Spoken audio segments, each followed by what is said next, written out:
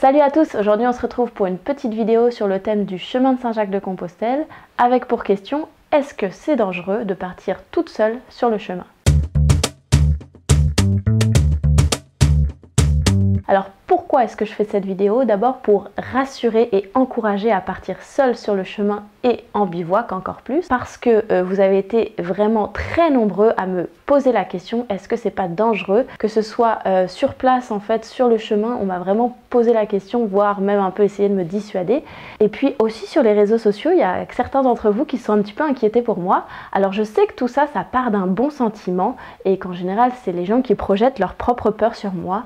Mais c'est vrai qu'au bout d'un moment, surtout quand j'étais sur le chemin et que presque tous les jours il y avait quelqu'un qui me faisait une remarque du genre mais ça va pas la tête, t'es complètement folle de partir toute seule comme ça, puis de bivouaquer dans la nature, c'est vraiment dangereux. Et donc bon, au bout d'un moment ça devient un petit peu pénible, surtout que la plupart des gens qui me font cette réflexion n'ont jamais fait de bivouac de toute leur vie. Alors d'abord, marcher seul pendant la journée, il n'y a vraiment aucun problème à ce niveau-là. Soit on va rencontrer personne si on est sur un chemin un peu moins fréquenté, soit va y avoir d'autres pèlerins ou les locaux, mais en général c'est vraiment que des gens bienveillants. Après, je vous rassure, je ne suis pas complètement folle. Lorsque je bivouaque, je reste discrète et je prends quelques précautions.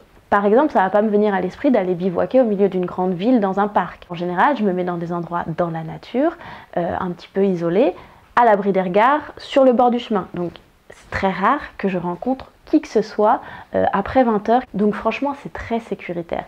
Et puis la petite astuce que moi j'utilise, c'est d'attendre avant de monter sa tente et de déballer tout son équipement de camping.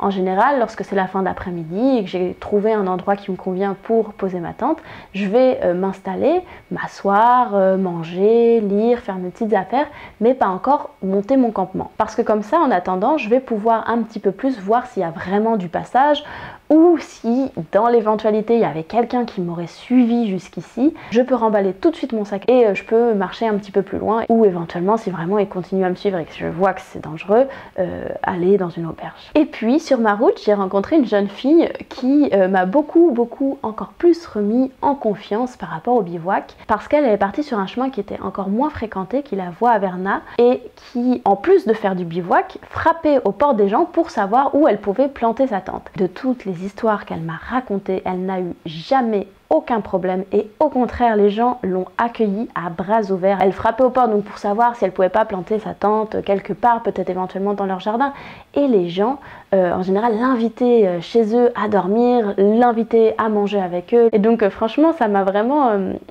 remise en confiance en fait, ce qu'elle me raconte tout ça. Et puis avec elle on a partagé quand même un assez grand bout de chemin, et le fait qu'on soit aussi deux, ça nous a permis quand même de dormir dans des endroits où moi toute seule je l'aurais jamais fait. Par exemple, on arrivait dans des petits villages et des fois on se posait vraiment dans le petit parc au milieu du village, s'il y avait un petit peu d'herbe à côté d'une église ou quoi, on s'embêtait pas et on dormait là. Et du coup sur la partie espagnole, j'ai décidé de renvoyer chez moi mon tarp, donc en fait qui est une toile de tente que je montais avec mes deux petits bâtons de randonnée.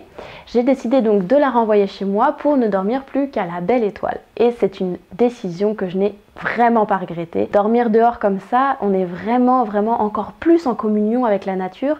On a littéralement le ciel comme toit. Lorsqu'on se réveille dans la nuit, c'est les étoiles qu'on voit. J'ai vraiment adoré être assez en confiance pour dormir à la belle étoile. Et puis évidemment en Espagne il fait aussi assez chaud, ce qui permettait de le faire. Alors petit point légalité. En France, à proximité d'un sentier de randonnée, il est tout à fait légal de dormir pour une nuit entre 8 h le soir et 8 h du matin. Seules certaines zones spéciales ou des parcs naturels avec des zones protégées vont être interdits pour le bivouac. Autrement, où que vous soyez, vous avez le droit de bivouaquer à condition d'être à quelques mètres d'un sentier de randonnée. Pour ce qu'il en est de l'Espagne, alors je ne sais pas exactement, on m'avait dit que c'était interdit de faire du bivouac en Espagne. En tout cas, sur le Camino Frances, je n'ai vraiment rencontré à aucun moment, aucun problème. Et même lorsque je demandais aux locaux pour dormir dehors, il n'y en a vraiment jamais aucun qui m'a dit que c'était interdit. Et puis d'ailleurs, sur le Camino Frances, j'ai vraiment rencontré encore plus de monde qui faisait comme moi du camping sauvage un petit peu partout. Limite, les gens ne se cachaient pas, donc je pense vraiment que c'est pas un souci.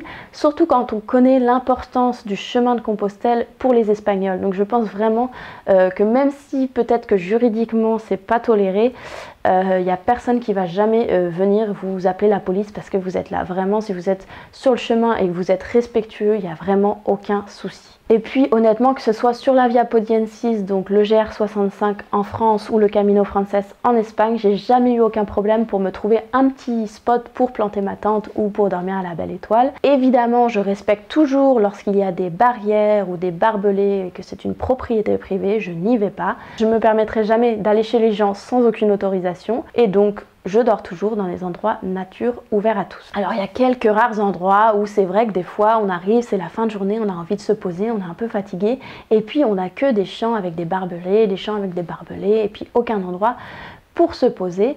Alors la solution c'est soit de continuer un petit peu à marcher ou alors comme je l'ai fait dans cette vidéo, de tout simplement poser la tente entre les barbelés et le chemin. Donc voilà, j'espère que cette vidéo en encouragera plus d'un et plus d'une à partir en bivouac sur le chemin de Compostelle. N'hésitez pas, si vous avez la moindre question, à me laisser un petit commentaire juste en dessous. Et puis moi, je vous fais des gros bisous et je vous dis à la prochaine.